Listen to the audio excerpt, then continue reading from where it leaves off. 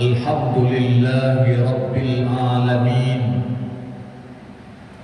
Ashhadu an la ilaha illallah wa ashhadu anna Muhammadan abduhu wa rasuluh sallallahu alaihi wasallam la nabiyya ba'dah. Allahumma salli ala Muhammad wa ala ali Muhammad. Qala Allah Ta'ala fil Qur'anil Karim, a'udzu billahi minasy syaithanir rajim. Bismillahirrahmanirrahim.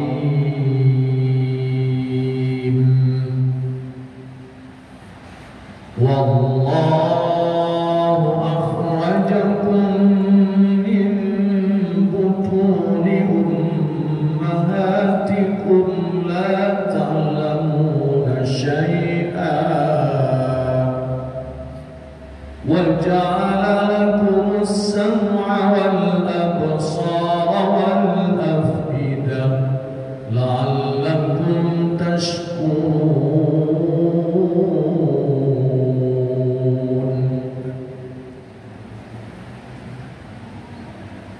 Bapak-bapak, ibu-ibu jamaah asar rahmatullah.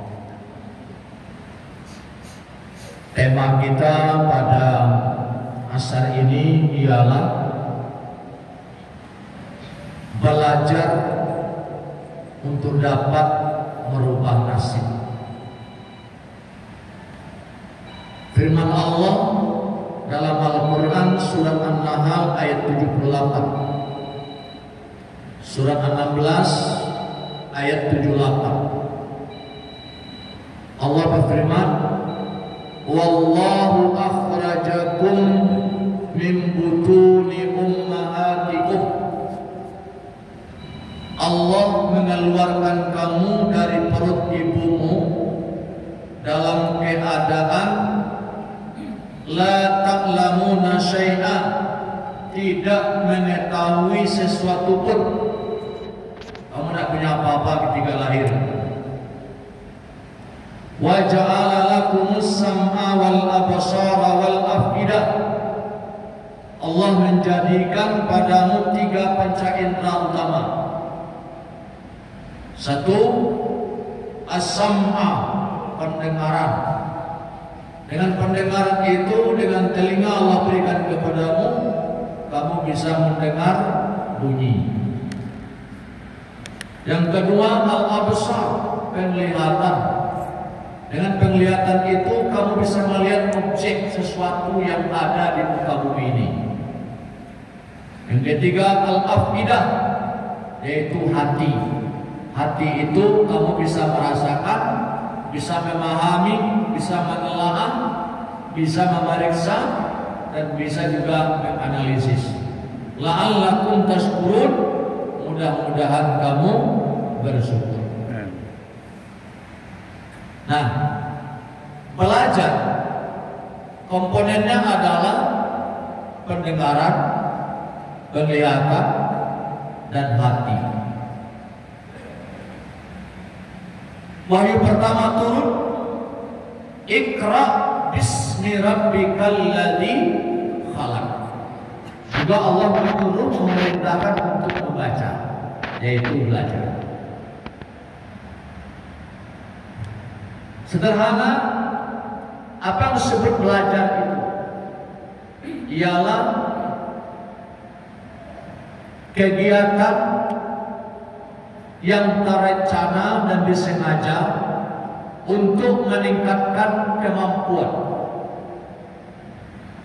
supaya kemampuan itu berubah, naik grafiknya dari rendah menjadi tinggi, untuk meningkatkan sikap, perubahan sikap dari kurang baik kepada lebih baik, untuk meningkatkan pengetahuan, untuk meraih pengetahuan baru, keterampilan baru, dan berpikir mencari solusi bila ada masalah, serta melahirkan karya nyata yang bersifat bermakna dan orisinil. Jadi belajar itu disuruh oleh Al-Quran. Untuk apa belajar?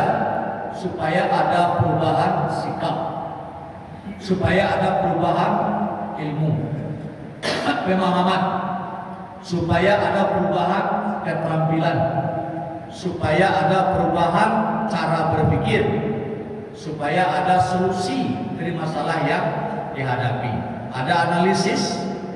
Maka di Muhammadiyah dikenal cara berpikir di Muhammadiyah telah belajar ada 3. Pertama disebut dengan bayan.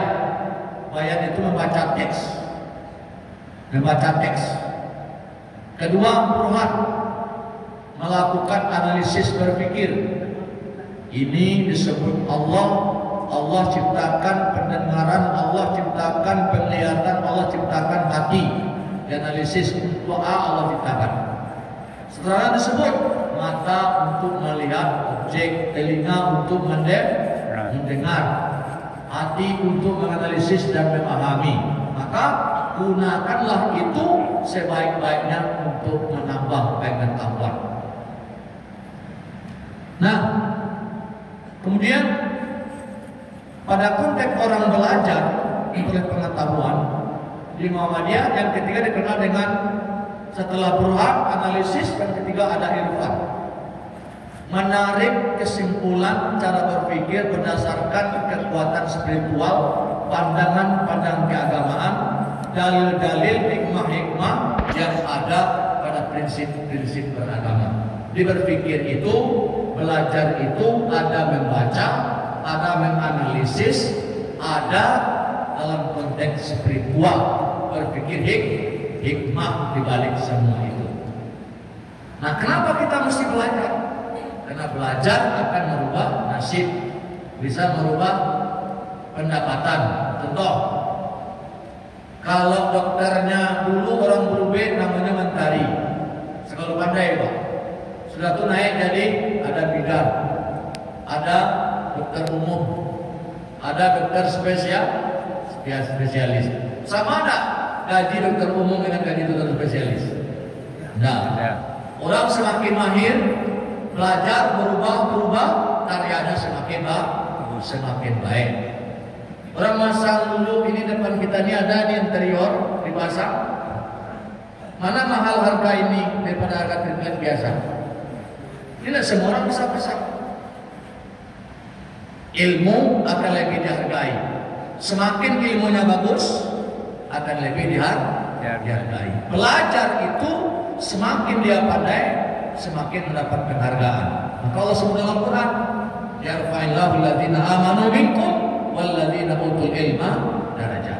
Allah mengangkat derajat orang-orang yang mau belajar untuk merubah keterampilan dan pengetahuan. Cerminan, Luqmanul Hakim mengajari anaknya dengan 3 metode. 1, pembekalan diri yang pokok. Apa itu? Aqimis shalah. Dirikan sholat utuh. Sholat itu tegak dalam diri kita masing-masing. Setelah itu baru Imam Hakim menyuruh terjun anaknya ke masyarakat. Wa'mur bil ma'ruf wanha 'anil munkar. Setelah sholat diri kita, dalam diri kita tertera hasil dari sholat itu mencegah yang mungkar, mengajak kepada yang ma'ruf, lalu kemudian baru tegakkan di tengah masyarakat. Sholat dirikan, lakukan amar ma'ruf nahi mungkar. Bahasanya amar ma'ruf mungkar itu berbuat ihsan, tidak memperdiakan orang berbuat mungkar. Kalau orang biasa-biasa saja, ada untuk berbuat baik. Bisa dengan hartanya, bisa dengan ilmunya, bisa dengan kekayaannya, bisa dengan waktunya.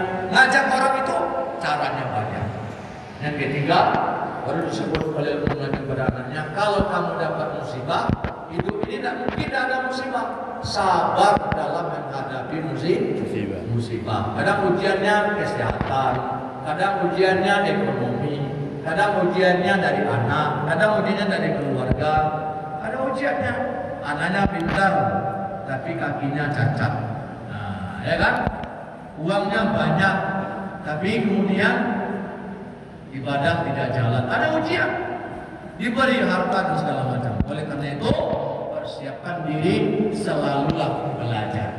Oleh karena itu, disebutkan orang tua kita, belajar di waktu kecil bagaimana mengukir di atas batu. Belajar sesudah dewasa, laksana mengukir di atas air.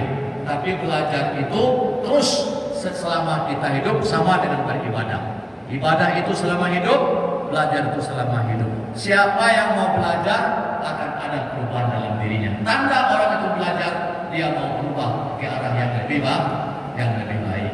Sehingga katakan yang jatuh pada lubang yang sama. Teruslah kita belajar, karena belajar merupakan tugas kita sebagai manusia untuk mencapai hasil kreativitas yang lebih baik di masa yang akan datang. Apapun profesi kita, mari kita mempelajari keadaan kontekstual masyarakat, kehidupan kita masa lalu, sehingga di masa depan akan kita dapat hasil yang lebih baik. Amin ya rabbal alamin. Wabillahi taufiq wal hidayah. Wassalamualaikum warahmatullahi wabarakatuh. Waalaikumsalam.